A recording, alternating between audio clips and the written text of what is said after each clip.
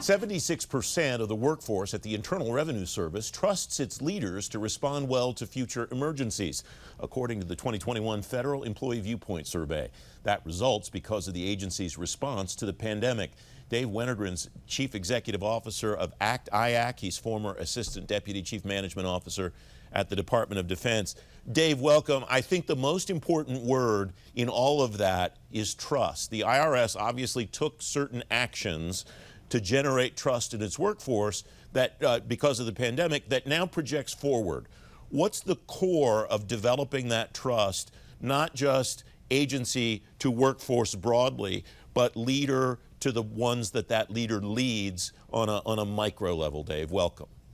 It's fantastic to be with you, Francis, and it's a subject that you and I have both cared about for a long time. Many years ago, you and I did an interview with Stephen Covey Jr. about his book, The Speed of Trust, and that book is just as relevant today as it was all those years ago. Large organizations, both public and private, still pay the price, both in terms of cost and time, of operating in low trust environments. And if you look more broadly, trust in government has been on the decline for years. It's one of the reasons why at ACT-IAC, our Agenda 2021 Presidential Transition Project, focused on how do you deliver outcomes and build trust. And the single biggest thing that leaders can be doing right now to build trust is to have transparency, to let data-driven decisions and evidence-based policies take us away from decisions based on fear and anecdote. The themes that I have been hearing from not just human capital experts, but management experts across government, no longer in government, and so on, when we talk about the back to the office process, is that transparency that you just mentioned. And the other thing is agility, understanding you won't get it right necessarily the first time, and admitting that to your people. How does the agility, we talk about agility in IT all the time, how does agility apply in the management, in the human capital sphere, Dave?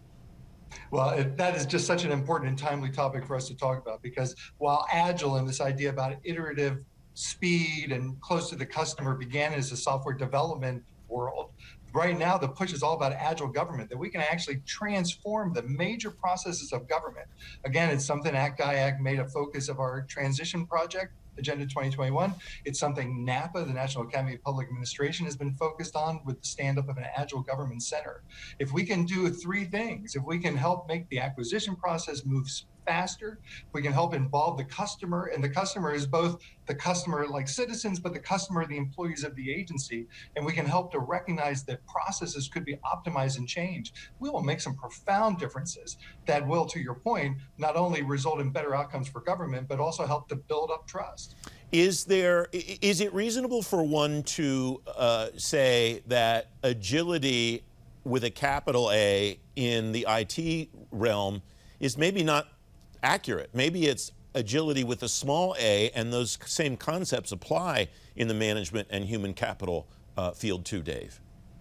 Yes, absolutely. If you look at the way the world is moving, whether it's about managed services, moving to the cloud, cybersecurity managed services, the emphasis on shared services, it's all about mission outcomes, and it's all about more and more often today, somebody else external to your organization is going to be delivering services for you and helping make that mission function.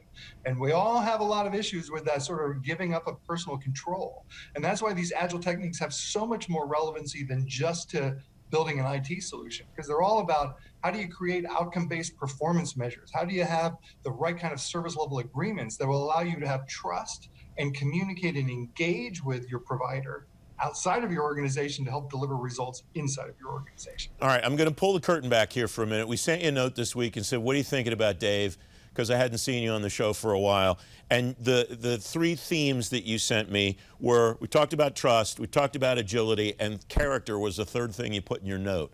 How does that tie into the other two things, and what's on your mind in particular about character, Dave? Well, you know, I love to talk about leadership, and there's so many things about leadership we could talk about today. But if you look at the trifecta of trust declining, the need for more agility and speed, and the rapid pace of change that we as society is facing, to me, the most important leadership thing that folks could be working on today is character. Dr. Jack London wrote a book about character. He said your character will absolutely define the type of life that you live. And it is so true. As leaders, Our actions speak so much louder than our words, and our actions have an amplifying effect on the entire organization. So if you're not walking the walk, then we will continue to live in a world where, ripped from the headlines this week with congressional hearings, a world of divisiveness, a world where we live in social media echo chambers, and not living in a world where leaders are setting the tone and the behaviors that they expect to get from those that work with them. We just have a little bit more than a minute left, Dave, and the problem is that mindset, unfortunately, in government generally pushes people toward risk aversion rather than just being excellent, is my take. Is that a fair read on my part, or do you see it differently? I love that. That should be the bumper sticker from this conversation, right? Like, it's time to stop just avoiding risks and instead manage them and focus on excellence. Be willing to step out of your comfort zone and take that leap of faith to boldly move into the future. What an opportunity. I mean, we are living in a time of such rapid change coming out of the pandemic, right? Like, take the move. Dave, it's great to see you, my friend. Thanks for coming on.